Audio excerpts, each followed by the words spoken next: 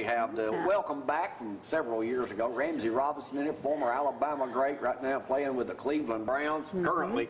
Yes. We'll talk about that in just a little bit, but you got something else going on right now. You're working involved with Suzanne Rainey and the folks here in the Athens Limestone Boys and Girls Club. Even Huntsville. Morgan and Huntsville. What are you doing with them, Ramzee? What it is, Suzanne and Patrick Wynn has done an awesome job giving me the opportunity to go into the Boys and Girls Club of Athens and Huntsville pretty much weekly to really expose them to a professional athlete. I come from public housing living. I come from a challenged background, single parent home, so I can really relate to a lot of these kids. The message I really send right now is just let them know to take full advantage of the Boys and Girls Club and the leaders there, because a lot of teaching that they can get in the Boys and Girls Club, they're not really going to get at home when it comes to your schoolwork and getting really advised on how to prepare yourself for high school and even go to college. I mean, you got to think about it. A lot of kids really not thinking about an opportunity to go to college from such environment. So that's really what I've been trying to instill in them. What's the biggest thing that those kids have to overcome growing up in a project or a single family? Not being a product of their environment. Their parents, most of the parents are very, very young, and the friends that they have in that environment, I mean, it's very challenging. So one of the biggest things is knowing that you're making the right decision and not feeling bad about it, because you're expected to fail. You're expected to drop out of school. You're expected to just be on food stamps and welfare and just get by in the system versus stepping out and accomplishing your dreams. Now, you went to Butler High School. Now, where did you live in Huntsville when you were attending Butler? Oh, well, I lived in Lincoln Project. I lived in Mason Court.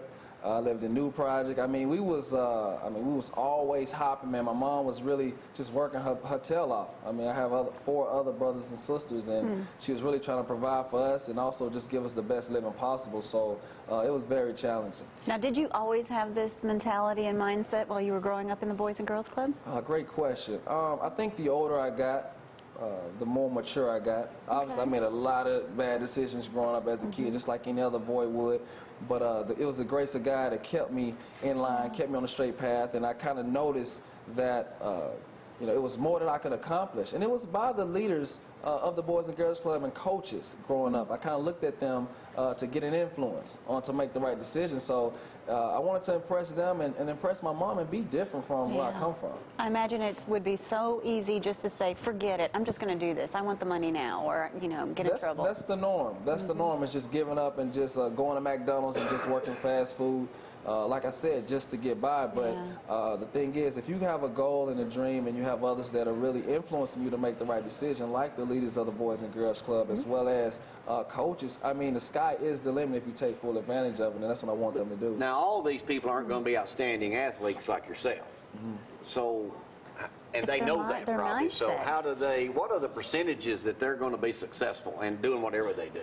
Oh, it can be extremely high being in the club, because that's one thing that the club provides. It's not really all about athletics. It's also about the school system. I mean, you can come in, you bring your homework, they help you out.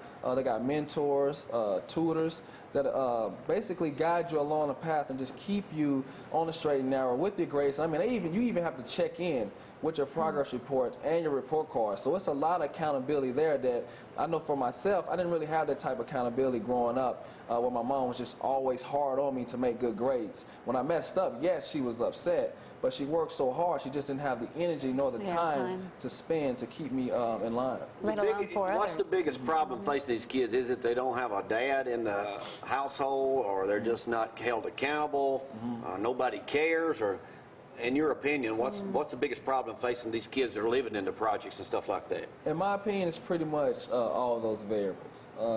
Obviously, the father not being in the home, so particularly the boys are a little outrageous at times and probably just don't have that leadership, over them. Obviously, with the, like I said, the parents, most of them are young.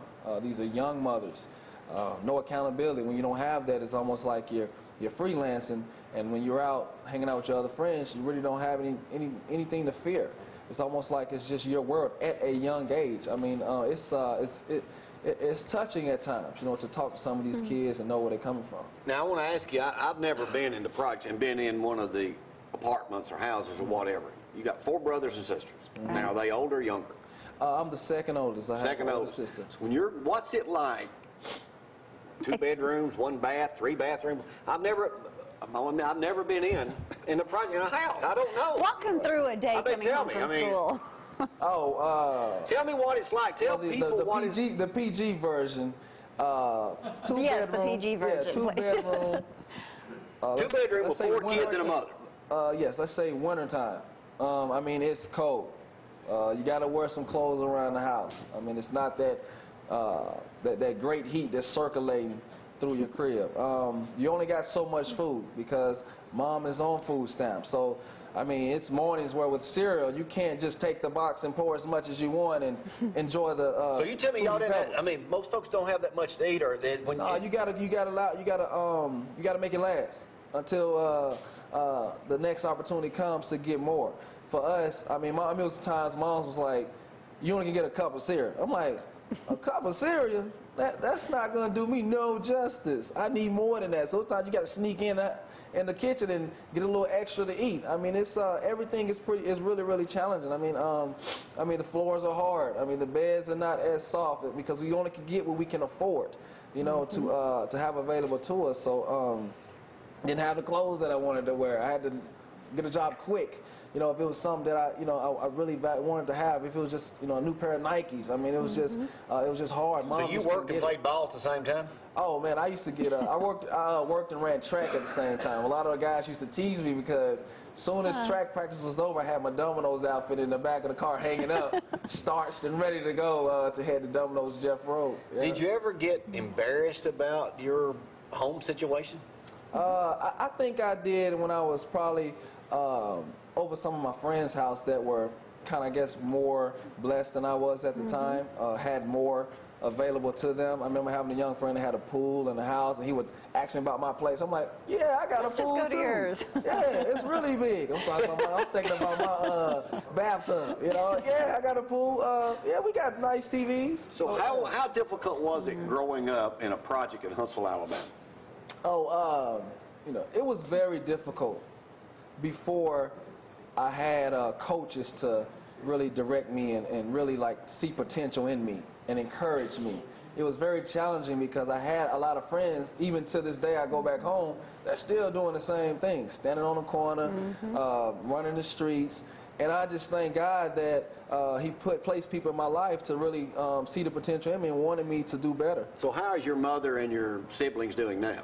Oh, they're doing well. Everybody's grown. I feel like I got a birthday Sunday. I mean, we all happy birthday. Oh, happy birthday. Thank you. Mom is, you know, she still works. She loves to work as well as my dad. My siblings are doing really well. My sister's a senior at Butler High School, so she's expected to graduate. I'm the only one right now to obtain a college degree, and my little brother, who he is a sophomore at Alabama A&M, he's going to be the next in line to do that. And also, I pray that my baby sister can also. So a trend has been set, a standard has been set, and now it's like, you know, it's a domino effect. Now they see the things. The bar has been raised. Right. Yeah. When you see video like Antoine Dotson. Oh. Bedroom in, What do you say? Call your kids. Hide your kids. what do you think about when you see that? Honestly, I was blown that he was like on like an award show. And He's been on the Today Show several times. he's on the Today Show. He's been on everything. It's a guy in Cleveland that's been on the show too. That's has this voice. That's right. But went right back to the bad behavior that got him on the exactly. streets. Exactly. But Antoine, I mean, I saw him in the mall one day. I didn't know he was that tall. He was like, He is? he's like, you know, 6 foot plus. But I mean, it tickled me. I mean, it was all across the TV, and everybody started. Don't you think it's weird they haven't caught the guy yet? You know, I don't know. They probably ain't even gonna catch that guy. Did they know if the guy even showed up? Oh, I don't know. They ain't even looked for him. How much, I want to ask you, how much, because when you're going to all the Boys and Girls Clubs and you're seeing all these kids and you know that everyone has potential to at least do better than what they're possibly trying to do, how much does that bother you? Ooh, that's a great question. She's hitting some nice questions this I morning. taught her well. Wow. That's one of the most challenging things for me is seeing a kid that has a lot of potential. You can just see it in their attitude when they're like really doing something that they like. I mean, they put forth a great deal of effort. But then you see them very, very distracted. You see them being disrespectful and things like that. For me, it touches me. And it really motivates me even more to stay around, to check in with them, to just do as much as I can. But that's one of the things that I really just hate the most, to see kids like that. Do you follow up with some of these kids that you kind of get a special bond with? Oh, yes. It's a couple guys that when I was at the JAL Club in Huntsville, Lincoln Project Boys and Girls Club, I just went to a couple of their basketball games, and they were just like, they saw me in the stands. I was like, they got really excited. It made me feel good, because sometimes I can be a little naive at how people kind of perceive me. So, yeah, I keep up with them and try to just stay in their lives the best way I can. Try not to get too involved, still allow, the parents to be the parents and not me overstep my boundaries. But I just try to just be around and just have my presence known. Aside from all the prayers for your family, your siblings, how much do you stay on them? Oh, wow. A whole lot. Constantly? Yes. I mean, I really made it a promise to myself even this year to spend even more time, with all of them and just be there just to support them. Because sometimes I could get so distracted with being in the NFL and kind of put everything into it. You have your own agenda. Yes, put everything into it. And I'm just learning more and more to just really know that what's for me is for me, and God's going to bless me when it comes to the game of football. I just don't want to miss more time, being back in Huntsville. Can we talk football now? Let's talk. Okay, I'm done. What do you think about Auburn winning the national championship? What do I think about it? Yeah. I mean, tell me the truth. The sun shines on the dogs behind every now and then. So, Bama's roll tide. You gotta, Bama. I mean, they gotta have one. I mean, we didn't want their feelings hurt, knowing that we were just really gonna run the table every year. I mean, we had to at least let the world know that our Auburn fans still live. Because if you think about it, it's a lot of Auburn fans lately. Yeah. But once we get back on top, they're going to disappear and go crawl back in the cave. I knew you'd come through for me just like I expected. Our director is an Auburn fan, and he said, we're going to black. Oh, yeah. No, that was a long time ago when I was married to an Auburn person. Get rid of that. That was in the 80s when you was a kid. You play, Clay, you know anything about the proposed lockout possibly could happen in the NFL? Let's see. Basically, we're going to get a deal done. Please, Harriman, get a deal done. I got to go back and play the game of football. I've been playing since I was 10 years old. Like, come on. Right now, tempers are flaring. I mean, I just read something the other day where the Carolina Panthers owner really was like hounding Peyton Manning, one of the greatest to play the game, about the whole deal. So, I mean, once the attitudes calm down a little bit, we really look around and see that no football is being played, I think then the deal will get done quick. I mean, it can happen any day, and that's the thing about it. So, what would you say about the current situation at the University of Alabama? Well, how do you see with Coach Saban? What do you think? How good can they be over the next 5-10 years? Oh, we're taking over the world. I mean, we're by far the best thing smoking.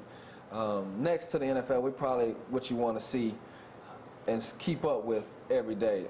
Nick Saban is doing a great job. I mean, and as a alumni and an ex-player, I mean, it gives you a lot of confidence, makes you feel really good walking around and talking to other people from different schools and things like that, particularly in the NFL, because locker rooms, I mean, it's crazy when it comes to these schools and stuff like that. So, I mean, I'm excited about what they're doing. Great. And there's no truth to the rumor that you were in Auburn walking around Toomer's Corner or anything? No, not at all. I can't even find my way down to Auburn. I'll be down there hanging out. So, well, Ramzee, it's always a pleasure to see you. Look forward to having you back up if you need any help. We run the Crimson Classics right here on ZTV 11, 4 or 5 hours a day, so hope y'all get a chance to watch that. I don't know if we got any of you guys in, or no, I don't think we got that up the Sheila area yet, but got him playing in some games. And a huge apology for the LSU fan having to take that picture. Well, anyway, Ramzee, good luck with Cleveland, and hope everything goes fine with you. And it was the wife's choice, man. I had to wear it. And continue. It was either wear it or get hit. And continue good work with Boys and Girls Club. Yes, sir. All right, thank you for coming up. Roll Tide. We'll take a break. Be right back with Bob Know-It-All reeling into your Labby in just a moment. Donnie, LSU, shut up, Huddleston. Y'all hang on.